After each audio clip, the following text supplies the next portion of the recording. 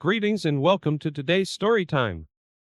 We have an amazing narrative lined up for you, so find a cozy spot, relax, and let's get started.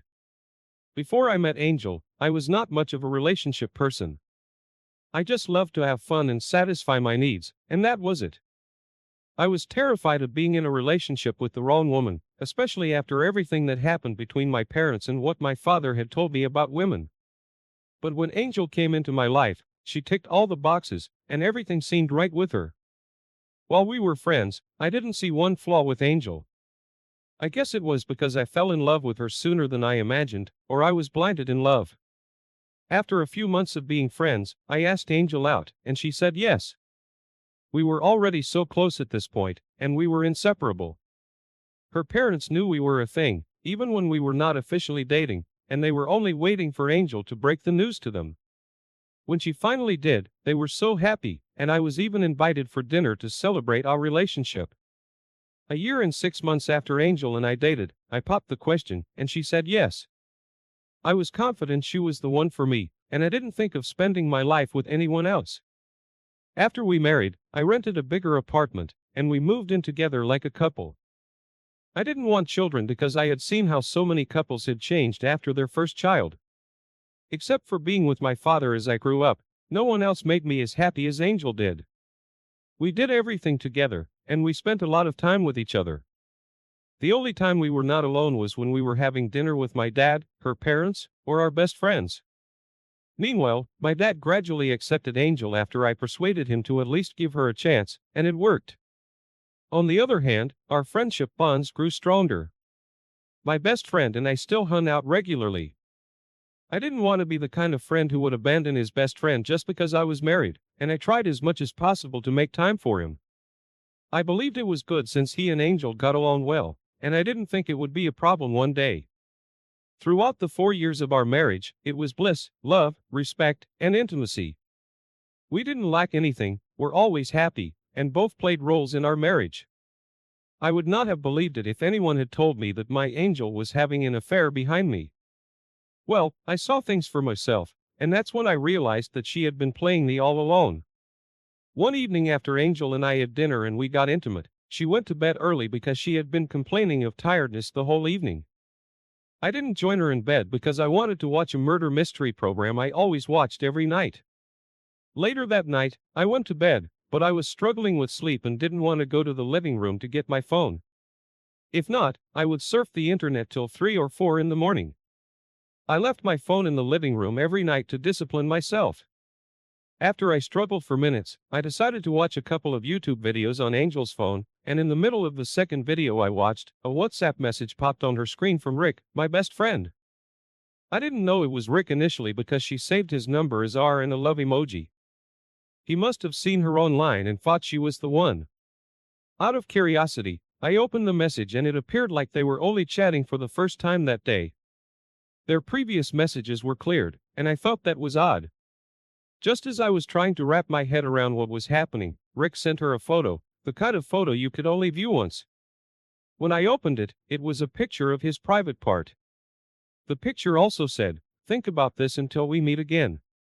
I knew what was happening at that point, but I believed I was either dreaming or having a nightmare. It turned out that Angel and Rick were having an affair this whole time, and I didn't have the slightest idea. We always hung out as a group, and I thought their kindness to each other was because we were all like family. To show my shock, I went to the bathroom and washed my face to be sure of what I had seen. But everything was 100% real. That night, I had several ideas running through my head. I wanted to silently hurt my wife for what she had done, but I didn't plan on spending the rest of my life in prison because of a cheating woman. So I thought of something, and an idea popped. I continued to chat with Rick like I was my wife, and I asked if he would love us to hang out and eat at a particular restaurant the next day at a particular time, and he agreed. I even asked him to wear something provocative for me, and he assured me that he would wear something that would set Angel's body on fire. He thought he was chatting with Angel and didn't know it was me. As usual, at the end of the conversation, he reminded Angel to clear the chat so I would not see it, and I did. The following day, when I woke up, I acted like everything was fine, and I told Angel I wanted to have dinner with her family later that evening. so she phoned her parents and notified them about the dinner. Later that evening, me, Angel, and her parents were there 10 minutes earlier than the time I told Rick, and our foods were not even served when Rick came. Well, let's say he was shocked to see me and Angel's family, and Angel was surprised to see him there. I still pretended everything was good and asked him to join us.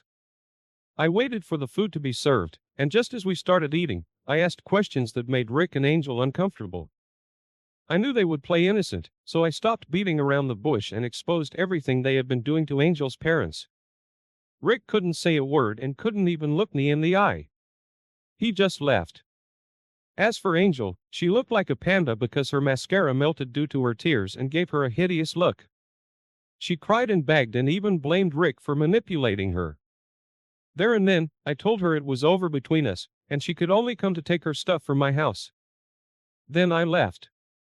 She made a scene by crying and running after me at the restaurant, but I was not falling for any of that. I knew her parents would try to come and beg me, and when they did, I respectfully asked them to leave my house. When they refused, I kicked them out. Angel refused to come and take her stuff because she believed her parents could beg me to forgive her, so they ended up going with her stuff that day. We eventually divorced, and I cut ties with her and my best friend, including her family. I heard that her father stopped speaking to her and refused for her to move into their house while we were going through our divorce. I also blocked their lines from calling me, and I blocked Angel and Rick on all our mutual social media platforms. I hate to admit that my dad was right about women, but he felt terrible that I had to hurt that way. We divorced in 2020, and it's been almost 3 years now.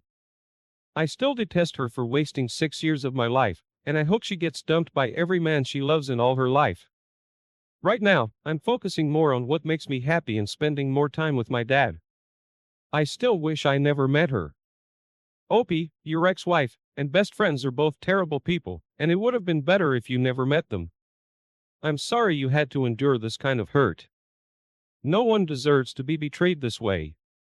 I'm glad you did the right thing by cutting ties with both of them.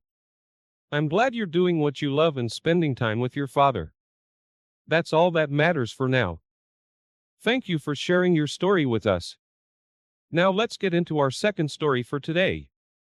My wife and I both met at a bar on a Monday morning. I worked as a bartender, and she came in that morning after she had been fired from a place she worked for a short period. I didn't know that spending the rest of the night with her would lead to something more intense between us. Later that night, we went to a concert, then decided to walk around town because I was interested in her. She was in excellent company, and we discussed the random things adults discussed. After walking for an hour, we went our separate ways, but she was kind enough to give me her contact. We talked the next morning, and a few days later, we met at a coffee shop. I had invited her to come to the bar and spend time with me, but she insisted that she wasn't ready to show her face there for the time being, and I respected her decision. We had more dates after our first coffee date, and meeting her frequently created a chemistry between us. I realized I liked her, and I wasn't someone who liked to be around the bush, so I told her I liked her, and she suggested that we take things slow.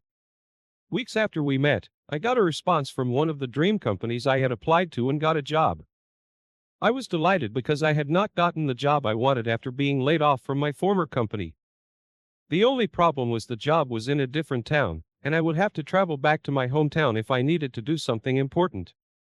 Eventually, I took the job, and as I traveled, my ex-wife and I were not a thing yet. We were just close friends, and I knew she liked me too. We were taking things slowly, as she suggested, and we spoke to each other every night before bed. I think 2 months after I traveled for work, my ex-wife broke the news that she had gotten a new job, and we were both so happy. Although the pay was not as good as her previous job, it was better than the hourly menial job she did, and she believed she could get promoted fast if she did a great job. Sadly, I could not return to celebrate with her that weekend because I was working overtime, but I promised to make it up to her. Not long after that, she started giving me signals that she wanted a stronger relationship between us, and I was forced to ask her out again, and this time she said yes. When she finally said yes, I returned home to celebrate with her, and we made intense love that night. It was our first time bonding with each other, and I still have bits of the memories in my head. Because of our different work locations, our relationship became a long-distance one. We spoke to each other every day and night, sent pictures, and even got intimate on the phone. I also sent flowers and chocolates to her workplace whenever I wanted to surprise her, and most times, I would send her money to buy whatever she wanted. Aside from being a beautiful soul,